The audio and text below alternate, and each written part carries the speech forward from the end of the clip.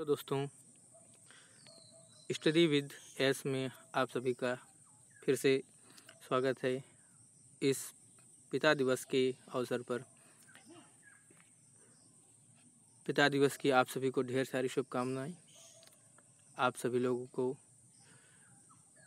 आपके पितृजनों का आशीष हमेशा प्राप्त होता रहे और आपको उनका साथ भी हमेशा मिलता रहे। आज इस पितृ दिवस का मनाने का अगर देखा जाए तो बनाने का मेन उद्देश्य यही होता है कि हर व्यक्ति को पिता के प्रति आदर भाव रखना चाहिए, क्योंकि पिता ही होता है जो हमारे शरीर को उत्पन्न करता है। हमारा शरीर हमेशा उन्हीं के आशीर्वाद से मिला हुआ है, तो हमारा जीवन संपूर्ण जीवन उनका ऋणी है और पिता का साथ कभी भी नहीं छोड़ना चाहिए किसी भी स्थिति में।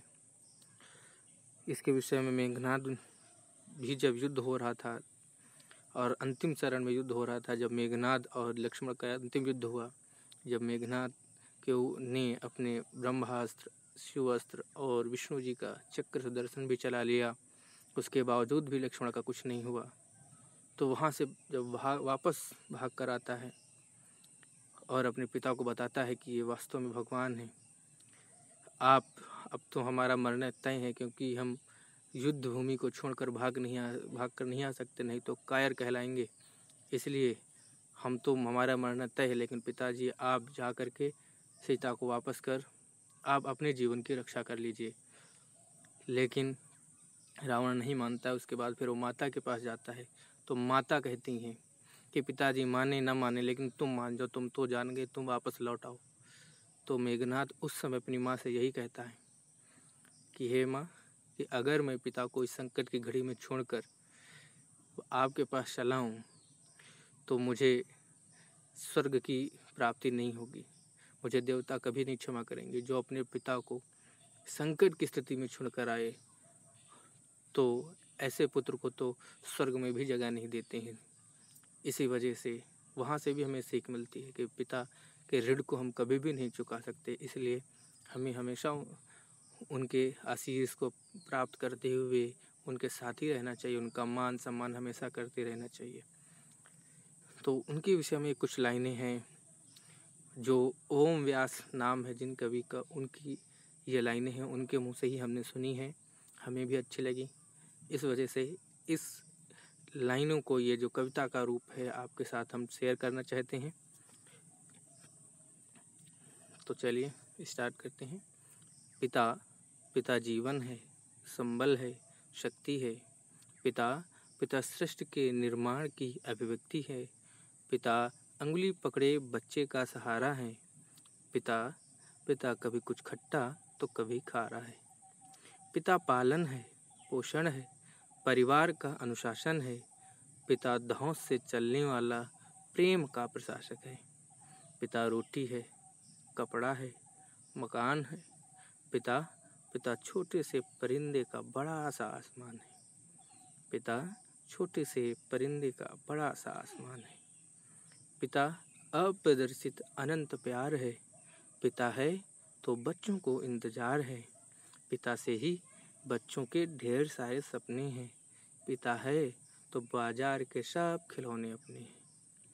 पिता से परिवार में प्रतिपल राग है। पिता से ही माँ की बिंदी और सुहाग है। पिता परमात्मा की जगत के प्रति आसक्ति है। पिता गृहस्थ आश्रम में उच्च स्थिति की भक्ति है।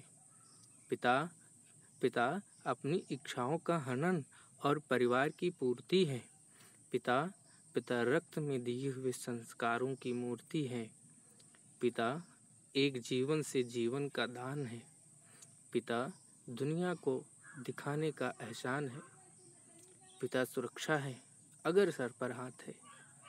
पिता सुरक्षा है अगर सर पर हाथ है। पिता नहीं तो बचपन अनाथ है। पिता नहीं तो बचपन अनाथ है। पिता से बड़ा तुम अपना नाम करो। पिता का अपमान नहीं, उन पर अभिमान करो। पिता से बड़ा तुम अपना नाम करो। पिता का अपमान नहीं, उन पर अभिमान करो। क्योंकि माँ बाप की कमी को कोई पूरा कर नहीं सकता। और ईश्वर भी उनके आशीषों को काट नहीं सकता।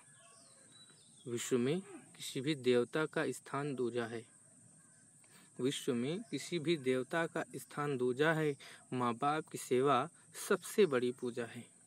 विश्व की सभी तीर्थ यात्राएं व्यर्थ हैं यदि बेटे के होते माँ बाप असमर्थ हैं। यदि बेटे के होते माँ बाप असमर्थ हैं। वो खुशनसीब हैं माँ बाप जिनके साथ होते हैं। वो खुशनसीब हैं माँ बाप जिनके साथ होते हैं, क्योंकि माँ बाप के आशीषों के हाथ हजारों हाथ होते हैं। क्योंकि माँ बाप के आशीषों के हाथ हजारों हाथ होते हैं। इसी के साथ ये कविता समाप्त होती है। आप सभी को पिता दिवस की ढेर सारी शुभकामनाएं। और इस कविता में बहुत अच्छी अच्छी बातों को बताया गया है, सिखाया गया है। उम्मीद करते हैं आप सबको अच्छी लगी होंगी। अगर आप सबको अच्छी लगी तो इसे लाइक, शेयर और कमेंट करना एकदम न भूलें।